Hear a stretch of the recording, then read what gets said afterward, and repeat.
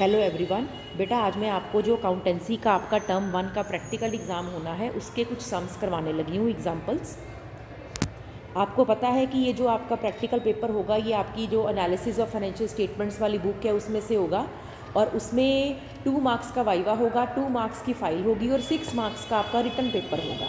और जो written paper होगा वो रिटन पेपर आपका रेशो के चैप्टर में से होगा। तो उसमें से कुछ एग्जाम्पल्स करवाने लगी हूँ। सपोज करो ये सम अगर आपको आता है, following information is provided by researcher for year ending 31 March 2021 of X limited and Y limited. Revenue from operation दिया हुआ है, ठीक है। कोई रिसर्चर 2 कंपनीज पे रिसर्च कर रहा है, तो उसने देखा 2 कंपनीज का रेवेन्यू, एक का 60 एक का 80 लाख, और ग्रॉस प्रॉफिट इसका 24 और इसका 28 लाख। तो विच फर्म इज़ परफॉर्मिंग बेटर। तो पेपर में प्रोजेक्ट पेपर में क्या होगा कि आपको ना सिर्फ रेशोज़ कैलकुलेट करनी पड़ेंगी, बल्कि आप उनको एनालाइज करके इंटरप्रेट भी करोगे कि उसका क्या मीनिंग निकलता है, ठीक है, उसका कंपनी पर क्या इफेक्ट पड़ रहा है, उसका कंक्लूजन क्या है।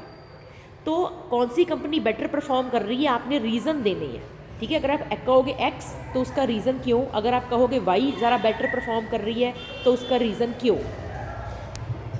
सबसे पहले आप ये देखोगे अपने सम को कि आप इस सम में कौन सी रेशो अप्लाई कर सकते हो गिवन डाटा के बेस पर। आपको रेवेन्यू मतलब सेल दी हुई है और जीपी दिया हुआ है, तो नेचुरली इस पर ग्रॉस प्रॉफिट रेशो लगेगी, gross profit over revenue from operation into 100। तो सबसे पहले हम क्या करेंगे, रेशो लिखेंगे। Gross profit ratio is equal to gross profit over revenue from operations into 100। अब इंफॉर्मेशन फिल करेंगे। पहले एक्स लिमिटेड की gross profit ratio, gross profit 24 lakh over revenue 60 lakh into 100 40% आ गया। वाई लिमिटेड की gross profit 28 lakh over revenue 80 lakh into 100 35% आ गया। देखो बेटा पेपर में आपने डिट्टो ऐसे ही लिखना है, पहले आपने प्रॉपर फॉर्मूला लिखना है। फॉर्मूले में याद रखना कोई शॉर्ट फॉर्म यूज़ नहीं करनी, जीपी नहीं लिखना, पूरा ग्रॉस प्रॉफिट लिखना है, आरएफओ नहीं लिखना आपने, ठीक है। आपने पूरा रेवेन्यू फ्रॉम ऑपरेशंस वर्ड लिखना है, ठीक है। तो ये 2 हमारे पास रेशोज आ गई। अब क्वेश्चन क्या था, which firm is performing better. तो नेचुरली इसकी रेशो एक्स की हाई है, तो आप क्या लिखोगे, X limited is performing better, है ना। X limited is performing better as it is having better gross profit ratio, ठीक है।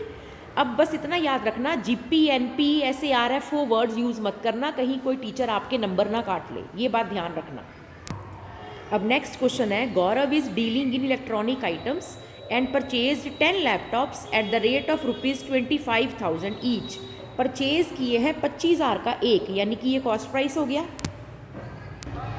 Cost price of 10 laptops is equal to ₹25,000 multiply 10, यानी कि ये 2.5 लाख रुपए हो गए। फिर सेलिंग प्राइस कैसे आएगा, 30,000 मल्टीप्लाई 10 यानी कि 3 लाख हो गया। अब प्रॉफिट कैसे निकलेगा, selling price minus cost price.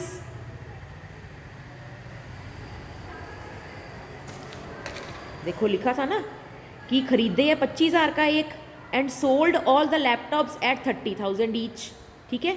तो what is the total amount of profit made by him. तो प्रॉफिट कैसे निकालेंगे, selling price minus cost price. तो सेलिंग प्राइस है आपका 3 लाख और माइनस कॉस्ट प्राइस है आपका 2.5 लाख, तो यानी कि ये आपका प्रॉफिट कितना हो गया, 50,000। तो what is total amount of profit made by him, इसका आंसर 50 आ गया। What is the profit percentage on cost. तो अगर उसने प्रॉफिट परसेंटेज ऑन कॉस्ट पूछी है, देखो उसने क्या पूछा है, ऑन कॉस्ट, तो आप कैसे कैलकुलेट करोगे, प्रॉफिट ओवर कॉस्ट इंटू 100। तो प्रॉफिट कितना है आपका 50,000, ओवर कॉस्ट कितनी है 2.5 लाख इंटू 100, तो ये आपका आंसर आ गया 20%। बाय चांस अगर प्रॉफिट परसेंटेज ऑन सेल पूछी होती, पूछी नहीं है, अगर पूछी होती तो फिर आपका फॉर्मूला क्या होता, प्रॉफिट ओवर सेल इंटू 100, फिर आप 50 के नीचे 3 लाख रखते।